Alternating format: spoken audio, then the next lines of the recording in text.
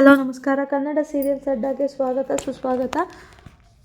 ಚಾನಲ್ನ ಸಬ್ಸ್ಕ್ರೈಬ್ ಮಾಡ್ಕೊಂಡಲ್ಲೇ ನೋಡ್ತಾ ಇದ್ದಾರೆ, ದಯವಿಟ್ಟು ಸಬ್ಸ್ಕ್ರೈಬ್ ಮಾಡಿಕೊಡಿ. ಅಂದಾಗೆ ನೆಕ್ಸ್ಟು ಶಾಂತಿ ಶ್ರುತಿ ಅವ್ರ ಅಮ್ಮಂಗೆ ಕಾಲ್ ಮಾಡ್ತಾಳೆ. ಅವರು ಎಷ್ಟೇ ಹೇಳಿದ್ರು ಸೂರ್ಯ ಫಂಕ್ಷನಿಗೆ ಬರೋದು ಬೇಡ ಅಂತಂದರೆ ಹೋಗ್ತಾ ಇಲ್ಲ ಅಂತ ಹೇಳ್ತಾರೆ. ಆಗ ಅಮ್ಮ ಇಷ್ಟೇನಾ ನಿಮ್ಮ ಮಾತಿಗೆ ಬೆಲೆ ನಿಮ್ಮ ಮನೆಯಲ್ಲಿ ಅಂತ ಅಂದಾಗ, ಹಾಗೇನಿಲ್ಲ, ಆದರೆ ಎಷ್ಟೇ ಆದರೂ ಅವರು ಮನೆ ಯಜಮಾನ್ರಲ್ವಾ, ಅವ್ರದ್ದೇ ಮಾತನಾಡಿಯೋದು, ಕೊನೆಯಲ್ಲಿ ಅವ್ರು ಏನು ಹೇಳ್ತಾರೆ ಹಾಗೆ ಆಗೋದು ಅಂತ ಹೇಳಿದಾಗ, ಸರಿ ಆಯಿತು ಬರಲಿ, ಆದರೆ ಅವನಿಂದ ತೊಂದರೆ ಆಗಬಾರ್ದು ಅಂತ ಹೇಳಿದಾಗ, ಸರಿ ಅವನಿಂದ ತೊಂದರೆ ಆಗ್ತಿಲ್ದಂಗೆ ನಾನು ನೋಡ್ಕೊತೀನಿ ಅಂತ ಹೇಳ್ಬಿಟ್ಟು ಕಾಲ್ ಕಟ್ ಮಾಡ್ತಾಳೆ. ಮಾಡಿದ ನಂತರ ಅವ್ರ ಅಮ್ಮ ಖುಷಿಯಾಗಿರ್ತಾಳೆ. ನೋಡಿದಂಥ ವಾಸುದೇವ್ ಕೇಳ್ತಾನೆ, ಏನಕ್ಕೆ ಇಷ್ಟೊಂದು ಖುಷಿಯಾಗಿದೆಯಾ ಶೀಲಾ ಅಂತ ಕೇಳ್ಬಿಟ್ಟು. ಆಗ ನಾನು ಅಂದ್ಕೊಂಡಂಗೆ ಆಗ್ತಾ ಇದ್ದೆ ರೀ, ಅದಕ್ಕೇ ಖುಷಿಯಾಗಿದ್ದೀನಿ ಅಂತ ಹೇಳ್ತಾಳೆ. ಏನು ನೀನು ಅಂದ್ಕೊಂಡಂಗೆ ಆಗ್ತಿರೋದು ಅಂತಂದಾಗ, ಸೂರ್ಯ ಬರ್ತಾ ಇದ್ದಾನೆ ಫಂಕ್ಷನ್ಗೆ ಅಂತ ಹೇಳಿದಾಗ, ಮತ್ತೆ ಮೊನ್ನೆ ನೋಡಿದ್ರೆ ನೀನು ಫಂಕ್ಷನಿಗೆ ಸೂರ್ಯ ಬರೋದು ಬೇಡ ಅಂತ ಹೇಳ್ಬಿಟ್ಟು ಬಂದಿದ್ದೆ, ಇವಾಗ ನೋಡಿದ್ರೆ ಬರ್ತಿದ್ದಾನೆ ಅಂತ ಖುಷಿ ಆಗ್ತಿದ್ಯಾ, ಅವ್ನು ನನಗೆ ಅವಮಾನ ಮಾಡ್ದೋನಲ್ವ ಅಂತ ಹೇಳ್ಬಿಟ್ಟು ವಾಸುದೇವ್ ಹೇಳ್ತಾನೆ.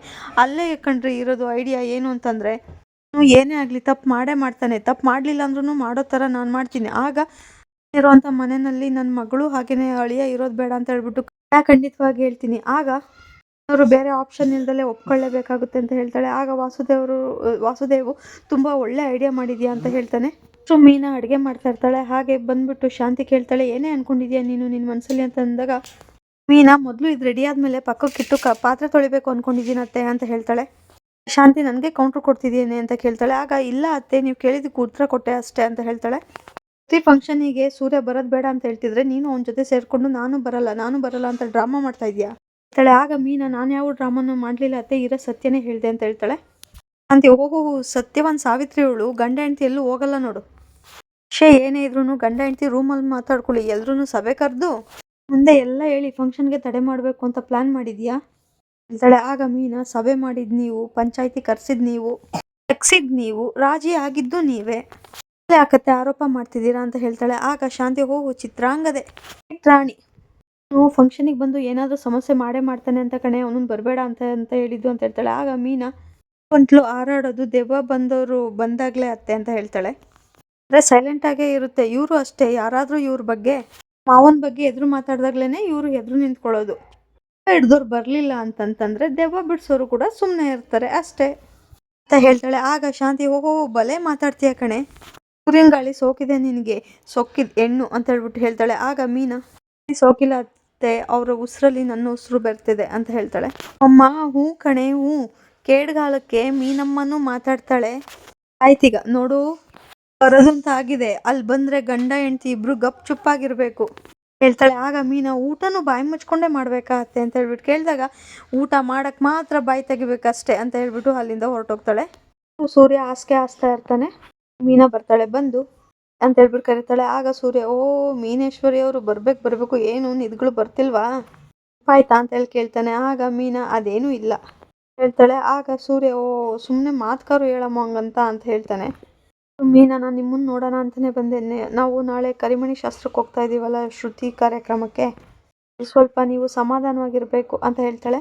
ಇಲ್ಲ ಅಂತ ಹೇಳ್ತಾನೆ. ಆಗ ಮೀನಾ, ನೀವು ಅಲ್ಲಿ ಯಾವುದೇ ರೀತಿ ಸಮಸ್ಯೆ ಹೇಳ್ತಾಳೆ. ಆಗ ಸೂರ್ಯ, ಅದಕ್ಕೆ ನಾನು ಹೇಳಿದ್ದು ಬರಲ್ಲ ಅಂತ ಹೇಳ್ತಾನೆ. ಆಗ ಇದಕ್ಕೆ ನಾನು ಹೇಳಿದ್ದು ಕೋಪ ಮಾಡ್ಕೋಬೇಡಿ ಅಂತ ಹೇಳ್ಬಿಟ್ಟು, ಇದು ನಾನು ಹೇಳಿದ್ದೆಲ್ಲ ಅತ್ತೆ ಹೇಳ್ತಾ ಇರೋದು ಅಂತ ಹೇಳ್ತಾಳೆ. ಅವ್ರಿಗೆ ಬರಬೇಡ ಅಂತ ಹೇಳು ಅಂತ ಹೇಳ್ತಾನೆ.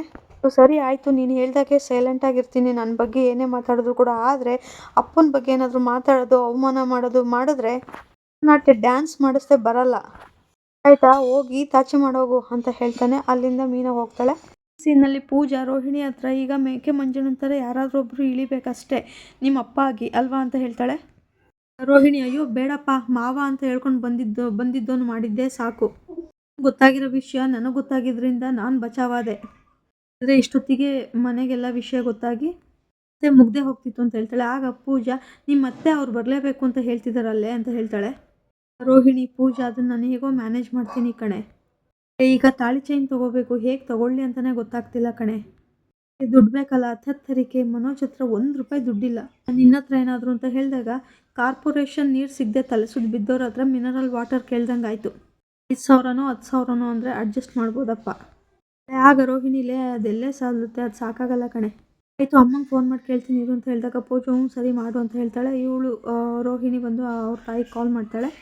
ಈ ತಾಯಿ, ಹಲೋ ಕಲ್ಯಾಣಿ, ಹೇಗಿದೆಯಮ್ಮ ಅಂತ ಕೇಳಿದಾಗ, ನಾನು ಚೆನ್ನಾಗಿದ್ದೀನಮ್ಮ, ಆದರೆ ದುಡ್ಡೇನು ಸ್ವಲ್ಪ ಬೇಕಾಗಿತ್ತು, ಮಾಂಗಲ್ಯ ಚೇಂಜ್ ಮಾಡಿಸ್ಲಿಕ್ಕೆ ಏನಾದರೂ ನಿನ್ನ ಹತ್ರ ಇದೆಯಾ ಅಂತ ಕೇಳಿದಾಗ, ನನ್ನ ಹತ್ರ ಇಲ್ಲಿಂದ ಬರಬೇಕಮ್ಮ ಅಷ್ಟೊಂದು ದುಡ್ಡು ಅಂತ ಹೇಳ್ತಾಳೆ. ರೋಹಿಣಿ ಗೊತ್ತಮ್ಮ ನಿನ್ನ ಹತ್ರ ಇರಲ್ಲ ಅಂತ ಹೇಳ್ಬಿಟ್ಟು, ಆದರೆ ನಾನೇ ಖರ್ಚಿಗೆ ದುಡ್ಡು ಕೊಡೋದು ಅನ್ನೋದು ಗೊತ್ತು, ಆದರೆ ಏನಾದರೂ ಸೇರಿಸಿ ಇಟ್ಟಿದೆಯಾ ಅಂತ ಹೇಳ್ಬಿಟ್ಟು ಕೇಳಿದೆ ಅಂತ ಹೇಳಿದಾಗ, ಅಷ್ಟೊಂದು ದುಡ್ಡಿಲ್ಲಮ್ಮ ನನ್ನ ಹತ್ರ ಅಂದಾಗ, ಸರಿ ಬಿಡಮ್ಮ ಹೇಗೋ ಅಡ್ಜಸ್ಟ್ ಮಾಡ್ತೀನಿ. ರೋಹಿಣಿ ಹೇಳ್ಬೇಕಾದ್ರೆ, ಇರಮ್ಮ ನನ್ನ ಹತ್ರ ಒಂದು ಒಡವೆ ಇದೆ, ಅದನ್ನ ಅಡ ಇಟ್ಬಿಟ್ಟು ದುಡ್ಡು ತರ್ತೀನಿ ಅಂತ ಹೇಳಿದಾಗ, ರೋಹಿಣಿ ಬೇಡ ಬಿಡಮ್ಮ ಅಂತಂದರೆ, ಇಲ್ಲ ಬಿಡಮ್ಮ ಕಷ್ಟಕ್ಕಾಗುತ್ತೆ, ನಿನಗೆ ದುಡ್ಡಿನ ಅವಶ್ಯಕತೆ ಇದೆ, ನಾನು ತರ್ತೀನಿ ಅಂತ ಹೇಳ್ತಾಳೆ. ಕಾಲ್ ಕಟ್ ಮಾಡ್ತಾಳೆ. ಆಗ ಪೂಜೆ ಬಂದು ಏನಾಯ್ತು ಅಂತ ಹೇಳ್ಬಿಟ್ಟು ಕೇಳಿದಾಗ, ದುಡ್ಡಿನ ವ್ಯವಸ್ಥೆ ಹೇಗೋ ಆಗುತ್ತೆ ಕಣೆ ಅಂತ ಹೇಳ್ತಾಳೆ. ಆಗ ತಂದೆ ಹೇಗೆ ಬರ್ತಾರೆ ಅಂತ ಹೇಳ್ಬಿಟ್ಟು ಪೂಜಾ ಕೇಳ್ತಾಳೆ. ಆಗ ರೋಹಿಣಿ, ಅದಕ್ಕೂ ನನ್ನ ಹತ್ರ ಒಂದು ಪ್ಲ್ಯಾನ್ ಇದೆ ಕಣೆ ಅಂತ ಹೇಳ್ತಾಳೆ. ಅಂತ ಹೇಳ್ಬಿಟ್ಟು ಪೂಜಾ ಕೇಳಿದಾಗ, ತಪ್ಪು ಮಾಡೋ ಥರ ಮಾಡಬೇಕು, ಸೂರ್ಯ ತಪ್ಪು ಮಾಡ್ದ ಅಂತಂದರೆ ಎಲ್ಲರ ಮೈಂಡು ಕೂಡ ಸೂರ್ಯನ ಕಡೆ ಹೋಗುತ್ತೆ, ನನ್ನ ತಂದೆ ಬಗ್ಗೆ ಕೇಳೋದನ್ನ ಬಿಡ್ತಾರೆ ಅಂತ ಹೇಳ್ತಾಳೆ. ಇಲ್ಲಿಗೆ ಈ ಸಂಚಿಕೆ ಮುಕ್ತಾಯ ಆಗುತ್ತೆ. ಈ ಒಂದು ವಿಡಿಯೋ ಇಷ್ಟ ಆಗಿದ್ರೆ ದಯವಿಟ್ಟು ಶೇರ್ ಮಾಡಿ, ಲೈಕ್ ಮಾಡಿ, ಸಬ್ಸ್ಕ್ರೈಬ್ ಮಾಡಿ, ಹಾಗೆ ಕಮೆಂಟ್ ಮಾಡಿ. ಈ ವಿಡಿಯೋನ ನೋಡಿದ್ದಕ್ಕಾಗಿ ಧನ್ಯವಾದಗಳು. Thank you.